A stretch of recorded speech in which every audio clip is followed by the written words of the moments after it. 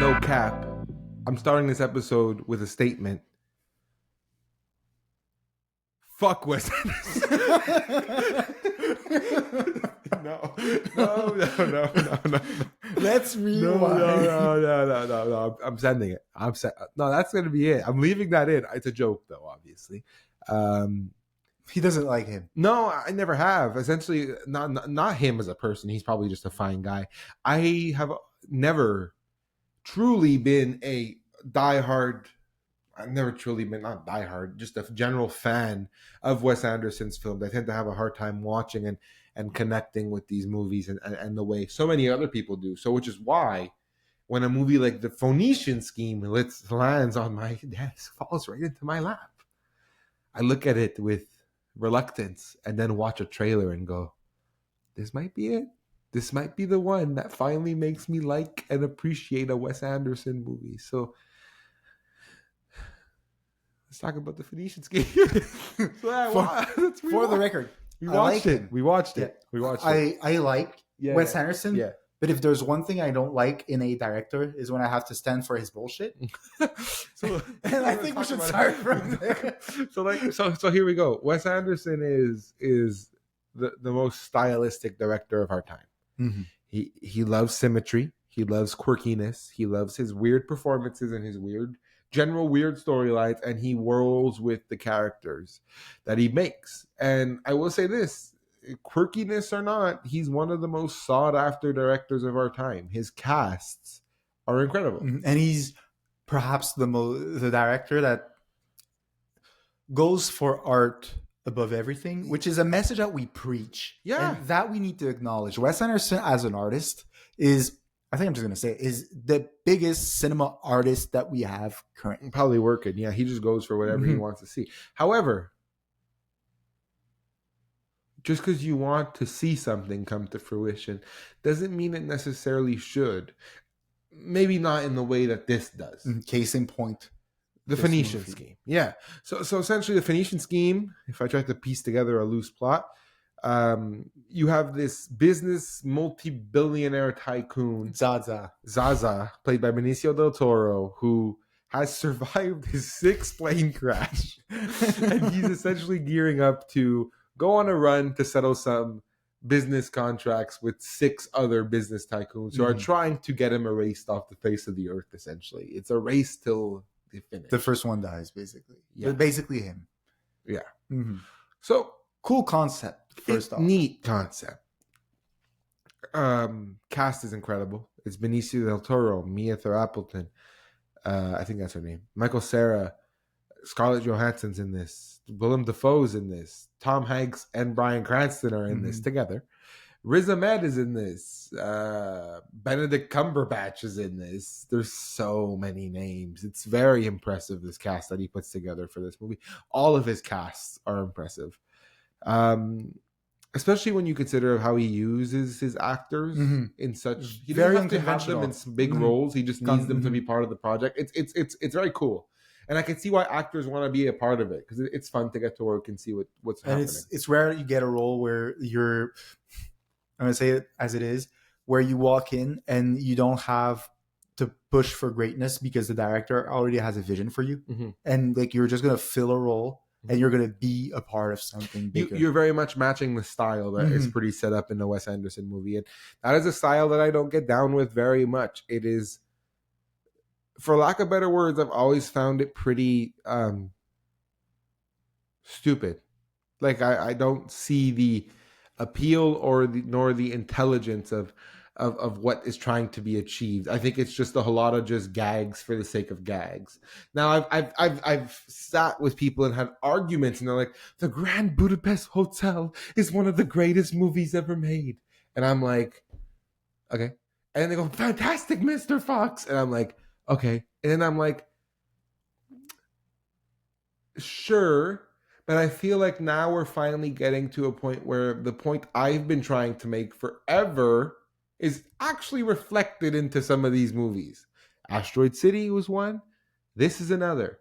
French Dispatch in a way kind of. French Dispatch in a way where it's just like you see what I mean when I'm saying that he's a little overindulgent. I'm going to cut you off and for 5 minutes, indulge me, and you're gonna see Go. You're gonna see like what happens. I think it's important to establish what made the Grand Budapest Hotel fantastic. Mr. Fox, great movies given his style. Keep And- talking. I'm gonna get my water over there. And for me, it all boils down to one single thing, and it's a strong lead that is able to push an existential message and a way of living, and the world reacting to his way of living, which is very much ingrained in a way that can't be budged.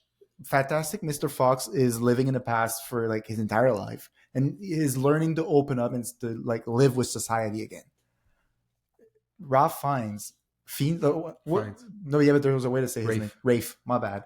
Rafe Fiennes is living in this old world where he's the only butler in like this thing of butler. It's not butler, it's a hotel concierge. Yeah. Like is the hotel manager that is living in the past in a world that is like long gone. And he's able to make a comment on how we used to be and how humans live through passions. That's what made Wes Anderson so great. He uses his cinema as a canvas to paint those ideas. Okay. The last 3 movies that we previously mentioned, where the hell was that? Well, I think it's a little bit here. I kind of get it. Mhm. Benicio del Toro is that strong man. He is funny. Mm-hmm. This movie's funny. Like, I'll give it that. You got a lot of jokes in here. Cracked me up a couple times. Like there's a monologue in this about human rights, and I'm like, that's fine. It's genuinely just like a funny joke. But then there's some other stuff that happens in this movie where I'm like, and then I realize like, fuck, I'm really only like 30 minutes in, am I? Oh, that is not a critique that I have. That happened to me a lot. Or I was like, like we're not even. If there's one thing I'm going to give this movie, like, for me at least, it flew. Perhaps it's because my favorite part of this movie happens. It's the first thing that happens with Tom Hanks and Bryan Cranston. And I'm like, this is what I wanted to see. This is some funny shit. Like, essentially, if you don't know what I'm referring to, it's a 2-on-2 game of basketball with Bryan Cranston and Tom Hanks and Riz Ahmed and Benicio. That is vintage Wes Anderson. It felt like it. It felt like a guy getting into his bag with some veteran actors. Like, here's what we're gonna do. Let's do something really funny, and then they just do it. But I will say this: so far in my entire film viewing career, the only thing I've really enjoyed out of Wes Anderson is The Wonderful Life of Henry Sugar, which he made on Netflix, which was 40 minutes on. I'm pitching this. This is how I felt when I was watching it. The Phoenician Scheme should have been bought by Netflix, and they should have made a miniseries. Every episode should have been a new person he has to go see, and it would have felt way more accessible and more fun to watch for me. Why you keep pitching great ideas like this? The last episode we recorded, he pitched great ideas, and I was like, ballerina episode. Yeah, I don't know if it's really before or after, but the ballerina episode.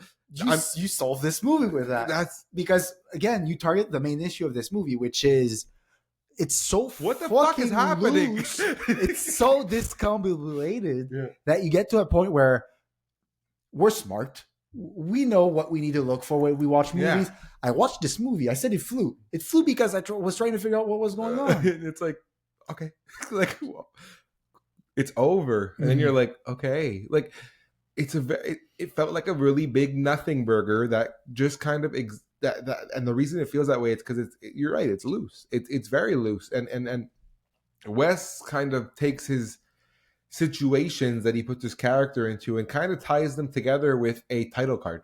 Yeah. And that's all he does. It's just like, they're done. Here's the next one. And it's just like, okay, cool. I respect the idea. What I don't like is you could have done it better. Then I have a side question that's going to answer my point. Go for it. How do you involve an audience in your movie? How do you make sure that an audience stays like alert when you watch a movie? How do you make sure they follow you from point A to point B? I don't know what you're asking me. Okay, I'm gonna. It's rhetorical. Go. It's okay. You give them stakes. You give your characters something to face that your audience can also live through. Yeah. This is something Wes Anderson never did in the entirety of the movie he made. But what he did was give it to his character. Whether or not they relate to you as a human, irrelevant, because it's about the characters. Yeah. Who cares? Just put this down. When I'm speaking, it's Okay, like go, I raise go. my hand. Go. Bro, like he gives those moments to his character, but you never feel like he's trying to give that upon his audience. What he's trying to do is to illustrate a point. Yeah. Like it's about you being like you're exploring a situation from like a window through a glass, and you're just watching the world unfold before Yeah. you, and you can't interact with it. No. In this, like the recent movies, it's almost as if he's trying to like flip it, but it doesn't work. Well, like I said, I like him in small bites. I think this movie works better as a series, and the reason why I'm making that point is because I rarely push for TV. Hell, I've been told to watch television shows that I might never get around to. But I love movies, and I just feel like this movie in particular looks cooler in a show. It looks cooler as 20-minute bites of him trying to figure out a new thing. Because if there's... And then you're following this character kind of in the way that Apple TV, Evan Goldberg and Seth Rogen kind of just did the studio. It's Anthology, but there is a common goal, and it's just let's figure this shit out. Yeah. And it kind of feels that way, the Phoenician Scheme, where it's kind of let's just point eight, let's go here, let's go here, let's go because here, what let's go here, what Wes Anderson is someone who is very intentful, and perhaps earlier in his career, I don't know like what he had that made those movies so great. I would need to like rewatch and like really analyze, which I don't want to do. But so to many me, new movies. Like, the intent kind of like gets lost in this sea of I have so many ideas and I can't find a way to make them all glue together. Yeah, and to definitely. And it's not because they lack quality. What lacks quality and what makes his movies, like what makes us react the way that we do when we watch his movies is exactly that. The way that he needs to translate his ideas from a script to a movie doesn't work for us, but it works when you cut them up into small bite sizes. The same way I think he thinks about his art. It's not a thread. It's a clips. It's a quilt. Like you're knitting it, but it's like small patches. This piece and this piece and this. Yeah, and, you like, and that's a good way to go about it. But the only thing is like our movie is not about accessibilities. You have a style and you use it, or if somebody doesn't like you, well then too bad, right? Wes is fully into that bag at this point. He has his audience. And good for him, because really good for him. It's great incredible content from it. But accessibility to a Wes Anderson movie is hard to come by. I can't walk up to my mom and be like, "Mom, you should watch this movie with Benicio del Toro.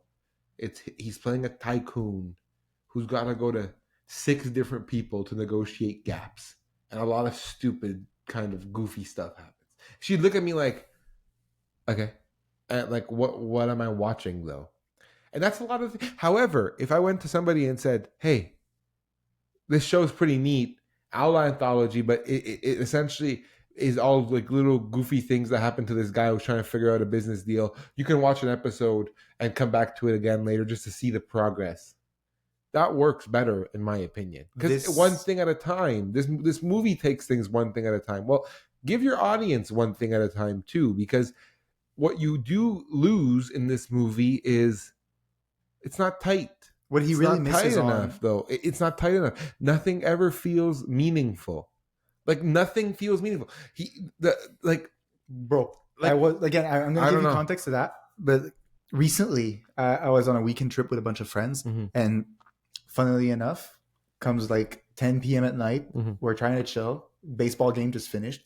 What are we watching? I'm looking through like what I have, and I'm like, I got this movie, I got this movie. First movie we watched, The Thing. Why? Because it's one of my favorite, and I wanted to watch it. The Thing is baller. The Thing was so baller. They didn't see it before. They were like mind blown. The Thing is baller. And so we watched that. Okay. After that, it's getting later. It's like 12:30 at night. Some people go to sleep. There's still a few up. What are we watching? I go through what we have like to watch. We watch Grand Budapest Hotel. Banger. And the reason my mom loves that movie. Yeah, but the reason I mention it is I feel like we went into this episode fully knowing we were either gonna bash for like 24/7, or we're gonna like ride the line. And I feel like comparing the Grand Budapest Hotel in the grand scheme of thing is a great way to go about it, because when I watch this movies, which people that basically never watch movies, like there was one of the guys that we were with probably watched 3 movies in his life, and one of them is Ice Age. So like never watched his movie. Yeah. But what this movie does is taking Wes Anderson style and is able to give emotional beats in every single one of his loose ideas. Yeah. And it's something that is key to make his movie glue, because his characters are going to live in the same world, but what is going to make them stick together is those emotional ties. The relationship that I always forget the name, but the new butler has with the bakery girl is the reason those characters work. Yeah, the relation that Ray Fiennes has with the butler is the reason. But I'm interjecting. There's an attempt at this in this movie. There's an attempt at sincere emotion. It comes in really terrible timing that sometimes ruins a comedic bit, in my opinion.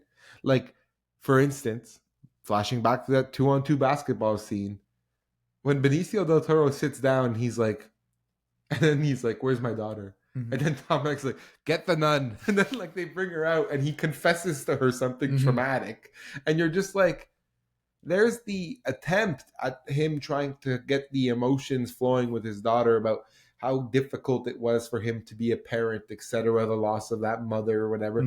But it never, ever, compared to the Grand Budapest, comes off as genuine emotion in any way. It feels like Wes Anderson's like, his mom died. Like, isn't this funny? And everybody, and you're just kind of like, but everything is funny. And everything's always funny, but what makes a comedy funny is you have like a layer of like a balance. And this movie just kind of has no balance. It's like full blown SNL skit. Yeah, like, and the truth is that like, for so many of those decisions in any other movies, we could say, oh, it's down to bad acting. Oh, the screenplay was weak, or oh, they decided to do it that way. They were rushing times. The truth is, it was directed that way. Yeah, it falls on Bro's shoulders. Yeah, and it was his decision, and he made it with intent. Yeah, it fell on his shoulders. You purposefully, I hate to use that word, ruined those moments. Like, for the sake of something else. For the sake of something else. I don't think he purposefully ruins anything. But he took that decision. I think he just makes the choice to make it this way, and it'll happen the way it goes down. And in our eyes, it's ruined. In somebody else's eyes, this might be the best movie he's made since the Royal Tenenbaums. Like, I don't know. And again, we watched like the public perception, and it's meh. I think people are fed up. I'm gonna come out and say it. People are fed up. People are seeing shit now. People are like, oh, what the fuck? What are we actually watching? When you strip it all down, what are you actually watching? And I will sit here for an hour and a half. I sat in a chair and watched a movie about nothing. Sure, there's a plot, but there's no emotion. Nothing. Sure, there's actors, but they're delivering lines written by a man who wants them to do it a certain way. Sure, there's funny moments. Hell, there's funny moments on TikTok. What makes this movie worth watching? What makes this movie a movie? What is the point of this? Like, and I'm not going to sit here and be like, every movie requires a purpose to be good. No, but every movie requires a purpose to justify why an audience member should spend $14.50 on a ticket to watch it. Every movie deserves a beat. Whether a beat in a sense of it's a living thing. It has a heartbeat. Yeah. But what you have in Wes Anderson is a bread that did not proof. Everything's there. There's no yeast, bro. There's no yeast to make it puff. Yeast. There's nothing. It's a tree, dog. Yeah, it's a tree, no forest. But truly, like, you have every ingredient to make it great. You have the direction, the skill to make it great. But when it comes to actually blending it together, he's messing up. Well, I'm not targeting him personally, but I'm just saying, I cannot sit here and tell somebody, go spend $15 of your hard-earned money to watch this. You'll get something out of it. What are you going to get out of it? Mm-hmm. There's nothing relatable or like compassionate about this And movie. the people- It's just literally an SNL skit. There's nothing happening. And the people that will get something out of it are already bought into oh, that yeah, they world. love the guy. So like, what else is there? I wish I could love this guy. And I love the guy. I love imagine, him too. 'Cause I imagine love how everybody. much it hurts me. No, I love the guy. Like Fantastic Mr. Fox, Grand Budapest Hotel, two of like not top 10, but like they're in my like catalog of great freaking movies I'm gonna show my kids. I just want to understand. Like, I'm just trying to get it. Like I'm really just trying to get it at this point, because what this really feels like is like I've launched Minecraft creative mode, and I'm just like, I'm putting these blocks because I fucking want to do something.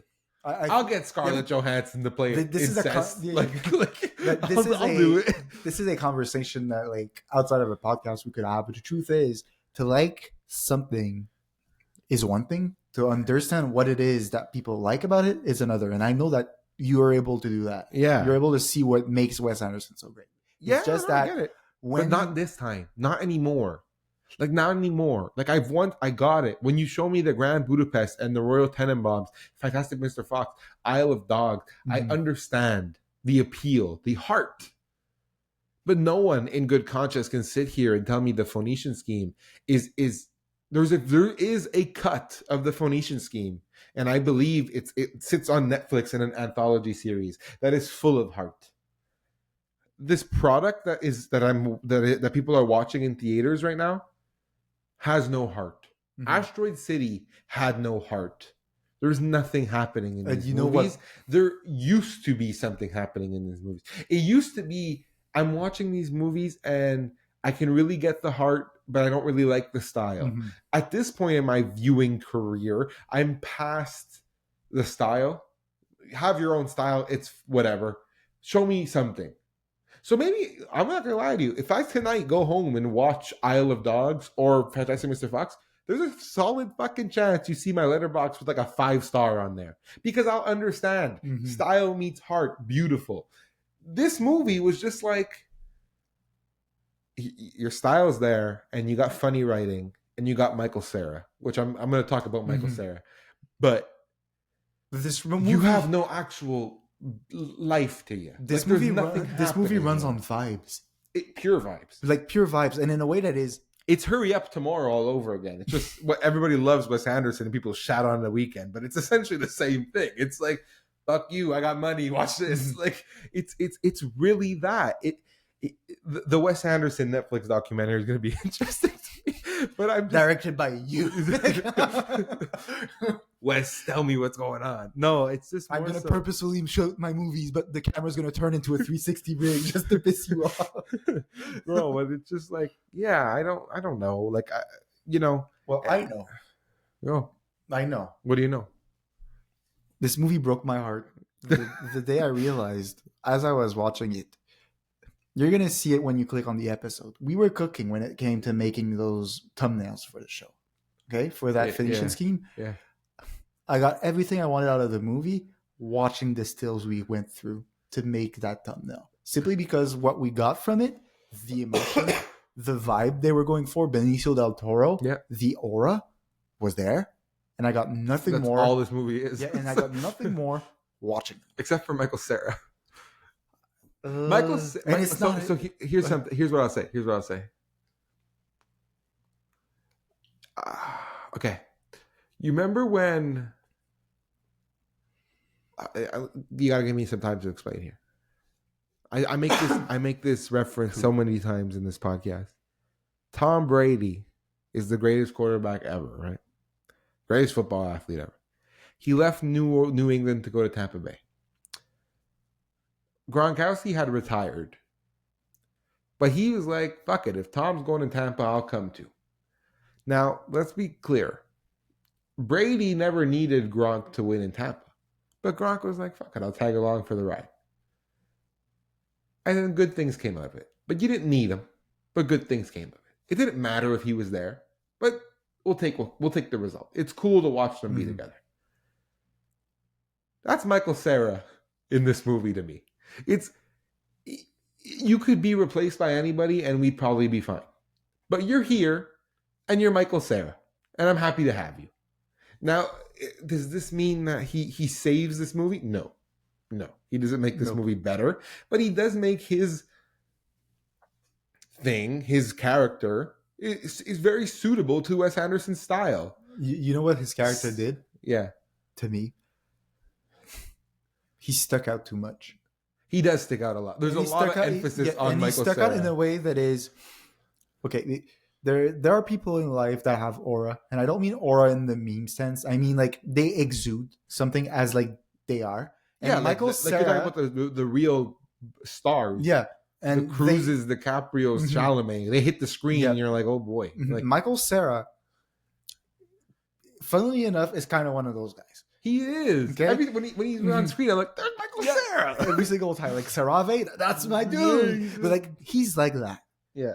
Him in this movie is the pinnacle of, I know the next one, he's going to be the main character. For one reason. Oh, he does feel that way. Because Wes Anderson needs a guy like him to make his movie work. And when you look at it, his new style of movies work. Any movie. Bro, Grand Budapest Hotel has Ralph Fiennes in that fucking movie. Bro, is so cool, though. Ralph Fiennes is that. He's that dude. He is that. He was able to give so much depth to a character that I think had none written. And he were able to build layers. But I won't say that Cera gives those layers. No, but you know what he does? He's just funny. He hits the marks when he needs to. He's able to hit the quirk when he needs to. And he's able to commit further beyond than any other actor in this movie, which is crazy because they all committed. Oh, they commit. Like they all went in 100%. I say the one who surprised me the most in this entire movie was Benicio del Toro himself, I was like, this guy's fully committed to this thing, and I'm like, this is awesome. It's cool because they always fully commit to Wes Anderson's movie. You know what? I'm gonna say this like this. I just wish Wes Anderson would commit to an audience as much as the actors commit to him. Show me something. What the fuck are we watching? And I'm going to feel that way, and I'll die on that hill with Wes Anderson every time. I don't know what's going on. I don't understand it. I don't get it. And I bust my brain, not to a hellish extent, but I try to figure it out. I don't know what's happening with Wes Anderson. It's not for me. I don't get it. And I'd like if somebody would sit in this comment section and write me a 25-page manifesto of why Wes Anderson might be the greatest. I tried. It's not working, folks. It's not going to work. It's very hard to convince me. You got to show me something, especially on this new run that he's doing that's so great. I thought the Netflix things were great. I think this should be one of them. I think that's where he should continue. He should bring art to those franchise, to those businesses. He should show them that you can have a cool anthology series that I can take care of for you, and it'd be fun. It's whatever you just said to anyone else but me in this room. Not just me, but you'll see later. Might take that as a offense to the guy. It's not. It's not that. Look, not only that I think it's not. I think it's a praise. I do think, you know how hard it is to make a show, and you know how hard it is to make a show that people are going to want to watch. I'm saying, you make a show, I will want to watch it. I really want to see this movie cut up, fully divided into 20-minute segments, anthology style, more title cards, more jokes, out of heaven sequence. I will do it myself. Don't give me the file of this movie. I'll cut it up myself. But nasty work will be done because it'd be great. And it'd be fun. It's gonna work is because, again, this is my cup of tea. But one of my favorite content in the world of film and episodes, movies, TV shows are those short piece of media that are able to fully commit to a style. And I'm specifically talking about the things like Over the Garden Wall or the Adventure Times, because what they do is dilute whatever they have to do and make an essence out of it. Yeah, it's called what Trey Parker and Matt Stone have done for 30 years on South Park. It is 20 minutes of them doing what they do best And if they know that they can do it for 20 minutes, so they master the formula of let's do this for a little bit and just keep going, and our shows will build. Wes Anderson can build, but I feel like he's pouring foundation for a new era, but his foundation's made out of like there's too much water, and it's not settling. Nothing's settled. So when he puts out Asteroid City, and then he puts out this on top of it, and it's just flopping. But you want to know why? Flopping. It's because the man is so good that he mastered his craft to a point where he's not only working on one idea at a time. It feels that way. Like it feels like it very much feels like this is like whatever. He outgrew his medium. Bro needs a way. To me. Go. Bro outgrew his medium to a point where he cannot make one concise thing. He needs to be able to touch a bunch of things and make a collage out of it. And this is what all of his previous movies, like 2019 and on again, French Dispatch, Asteroid City, etc., felt like. They felt like you had all of this going on. You had this world. You had everything built. You had all these cool shots. You had all these intentful ideas, but you tried to put them together. When they're so good, they stand on their own. Yeah. Please, man. And the French Dispatch worked because it was an anthology. It's all separate. And Asteroid City was essentially what an anthology is if you just smack them all on top of each other. And then this one is just like... It was better, to be fair. Like it's like gone. No, I wouldn't mind rewatching it. It's I would watch it again. It's fun, but there's a better version of this somewhere, and I think Wes knows that, because there's no way Wes made this movie and was like, "Oh, this is one of the best I've made." He was like, "It's done." You knew that, and it was very much an "It's done." My movie's out. I'm Wes Anderson. Yeah, so he. No, but that's our English or American? Yeah, he's English. Like it's our perception, but I'm sure like if we sit down with the man, probably not with whatever. He'll never want to sit down. He'll never. But bro, if you hear this, try it out. Like, take the Netflix money, bro. They pay a lot. Ask Kevin Hart and Adam Sandler. Yeah, but like, bro, even if you don't want to bow down to Netflix, just Disney money, one Hulu. Season. HBO Max. Just movie. Take the streaming money, bro. Make a fucking television show on Mubi. That'd make me happy. That'd be cool. I'd buy a movie. Bro, a movie. I can't say it. Yeah, but bro, I swear to God, you make that'd be baller, bro. That's a great idea. A movie television show. They just bought Howlin' Harper. Yeah. Howlin' Harper by Cooper Raiff. Wes Anderson launches a television show on Mubi. Mubi to the top. Bro, I swear to God, like Mubi. I see a world. I got a game plan for you. He's got to I'm just gonna sit there.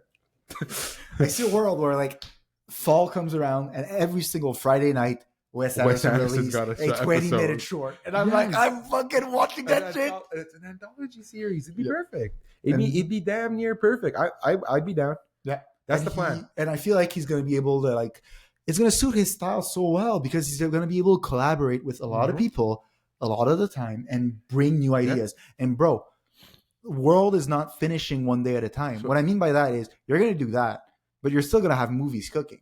I think it's going to hit the reset switch. It's going to help him just move on and make something else. You got to tell me though, do you think you're going to spend like $500 on that 10 movie box set that he's teaming up with Criterion for? That thing is amazing. Perhaps. I want one for Tarantino. Well, perhaps. I'd buy Tarantino's.